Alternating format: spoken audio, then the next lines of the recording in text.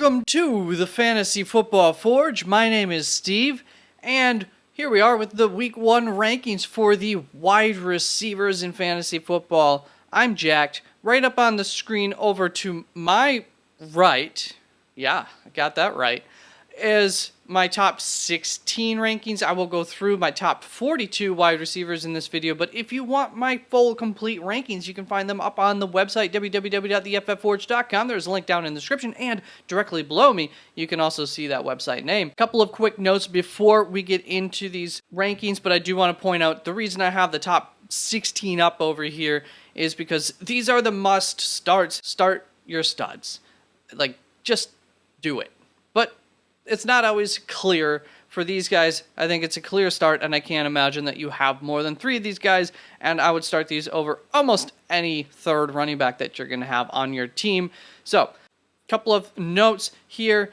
First of all, I do projections, but I need some data points to do projections with. So if this is your first year joining me, this format will change a little bit once we get to week 4, but for the first 3 weeks, I'm just doing my rankings freestyle, and so it's a little less fancy looking than my sheet for my expected ranges. But when I do my projections, I like to look at a range of outcomes, the most likely range of outcomes that I can accurately predict, and I also have expected floors, expected ceilings, which is a nice chart that you can use in order to find out, if you think that you just need to ensure that you don't have a goose egg at a certain spot on your roster, you can go ahead and check out who has the highest floor as well as a ceiling. If you are going up against the best team in your league, you're pretty handicapped that week, and you're just looking for some Hail Mary shots, well, take a check out at those and see who might have a really good opportunity to pop off that week. As I said, you can find the rankings up on the website. Those are updated throughout the week, all the way up until Sunday.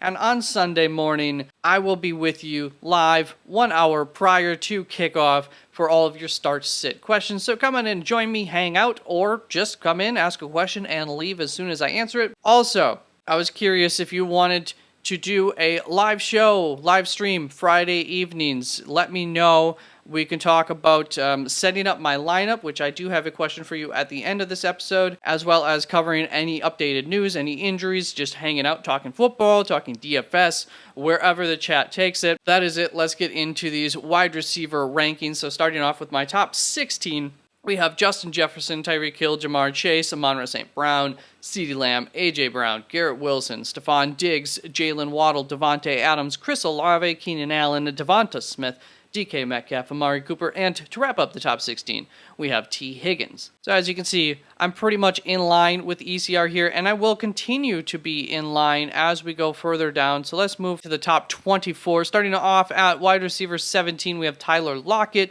I have him a little bit ahead of ECR. If there's anybody in this game that I feel comfortable, safe with in the wide receiver core, it's going to be Tyler Lockett. Do have DK Metcalf higher. Do think that the ceiling is higher, but I'm definitely not nervous about Tyler Lockett in this matchup. My nervousness for DK Metcalf comes from the fact that they'll probably turn to the run in this game fairly quickly, or have it be heavily used throughout the entirety of the game. Los Angeles Rams shouldn't be able to compete very well with Seattle, but it's week 1. We shall see. Then Calvin Ridley, I have a little bit behind ECR, not too far behind. Just once again comes down to turning to that running game for them as well. And Mike Williams is going to be one of my love-ems. So for the wide receivers and running backs, I will have 2 love-ems, 2 fade-ems, and Mike Williams is going to make my love-em. I think you're going to need some pop for the Los Angeles Chargers if you want to beat Miami. I do think Miami is a very good team. So I have him 4 spots ahead of the ECR. I just think it's a real good shot for could be a massive game for Mike Williams this week. Then we have Christian Watson in as my wide receiver 20, DeAndre Hopkins 23, a little bit ahead of ECR, Deebo Samuel a little bit behind ECR. It should be a tough matchup. Just a little bit concerned over some of the upside for some of these guys, but I did not put him as a fade-em for a specific reason. I'm not really specifically fading Deebo Samuel or overly concerned about him this week, nothing like that.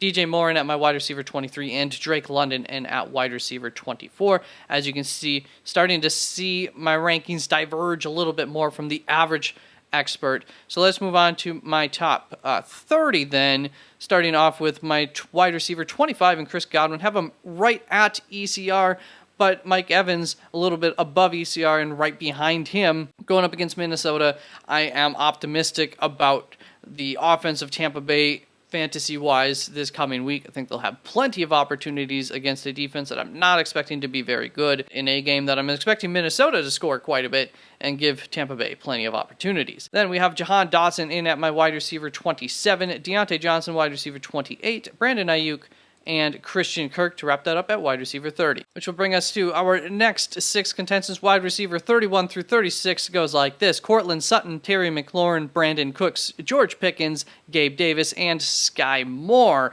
which should be a surprise to you, and it was a surprise to me, but I absolutely love that matchup between Kansas City and Detroit, so I have them above the experts. Here's the thing. Going into week 1, we are expecting Sky Moore to be but one of the starters on this offense. And I expect this to be a high-scoring, competitive game between these two teams. And so I'm going to take a risk here on Sky Moore, even though for me it is a big risk. I'm not the biggest Sky Moore fan or believer, especially after his rookie season that didn't instill any faith in somebody who wasn't that high on him. It's a risk, but I think it's one worth taking. Then we have my first Fatum. I think it's my first one here in Terry McLaurin in at my wide receiver 32 spot, going up against Arizona. He's got the toe injury, did not practice on Monday. Expected that, though. That's not super surprising that he's not going to practice on Monday. We'll see what happens on Wednesday for him. But I am nervous about that injury, especially for week 1. And even if he's out there, how productive he will be. So I am going to put a Fatum out there. It's going to be tough to sit him, that's for sure. Pay attention to the news, read between the headlines, don't just read the headlines on him, see what the actual comments are if you can't watch a video to maybe kind of get a little extra insight into any quotes that come out about him. It's going to be a close call for him. Then I have George Pickens as a love him here at my wide receiver 34, and this just comes down to, I think, if Pittsburgh's going to beat San Francisco, one of the best areas to attack San Francisco's defense in is probably going to be the deep ball. I did actually look into this too. Last season, that was their bugaboo, passes further than deep 10 yards down the field. So I think George Pickens could walk away from this game with at least one of those highlight catches of his down the sideline, streaking for a touchdown. Very much possible. So he's a low-key love for him. It's not like I have him way higher than the rankings or anything like that. That's going to bring us down to the end of these rankings, starting off with my wide receiver 37 down to my wide receiver 42. And you see a lot of differences here. Elijah Moore, Michael Thomas, Michael Pittman Jr., 7 spots behind the ECR there. Treylon Burks, Juju Smith-Schuster, and Marvin Mims Jr., 12 spots ahead of the ECR. Elijah Moore, 7 spots ahead of the ECR. So Elijah Moore going up against Cincinnati. Expect Cincinnati to still be a really good offense this season, and so expect Cleveland to have to try to play catch-up at points throughout this game at the very least. Never get too comfortable with their run game, and Elijah Moore is very possible to be a benefactor of that this season. So I'm optimistic about it week 1. I'll take a shot at it. Then Michael Pittman, I am not very optimistic about, but what I will say is there's a reason I don't have him as a Fatum here. The upside this week going up against Jacksonville is really high. To have a George Pickens catch down the sideline, or wouldn't quite look like his, but a deep contested catch in the end zone or something like that is very much possible. Very much. And that's probably going to be true a lot of weeks, but especially this week, Jacksonville should pour it on them quick and early. Then Marvin Mims Jr., I'm quite optimistic about this. We have a better, proven quarterback in the NFL, despite how things looked last season. I would still say that if I had to say who's the better quarterback, I'm not going to pick Anthony Richardson quite yet. So better quarterback here, and probably a better matchup against Las Vegas. Their secondary has been pretty terrible for a while now. It's starting to improve, should be better, but especially in week 1, Marvin Mims, if Jerry Jeudy's not playing, I love it. If Jerry Jeudy's playing, I'll move him back a little ways, but if he's not, like, the opportunity is so there for him. Remember, this was a second-round draft pick for Denver. Believe they might have moved up for him, if I recall correctly. Maybe not, but either way, this is a second-round talent. He just hasn't had a whole lot of buzz around him this offseason. He wasn't able to practice with the team for a while. That's going to be part of that reason, but he's coming into the season healthy, and he's one of the few wide receivers for that team that is. So I like him. He is going to be my DFS recommendation for an inexpensive option. He is $3,000 on DK. That's as cheap as you can get at a wide receiver. He's hiding way down there, so I think he's well worth taking a shot on, at least if you are just looking to get a dirt cheap option at wide receiver in one spot. Then there are a couple of top 36 players who did not make my top 36. Originally, I was just going to go top 36, went to top 42. So Michael Pittman, you can already see that one. Then Marquise Brown is via ECR, was ranked 34th, going up against Washington Redskins. I have him ranked 47th, and he is one of my fades. I'm not trusting Clayton Tune or Joshua Dobbs here in week 1. I need to see it for those playmakers. I need to see him get over 50% of his passes completed before I'm buying into the weapons on that offense. It concerns me. Then at wide receiver 36 via ECR is Jordan Addison going up against, he's not going up against Minnesota, going up against Tampa Bay, and I have him ranked 44th.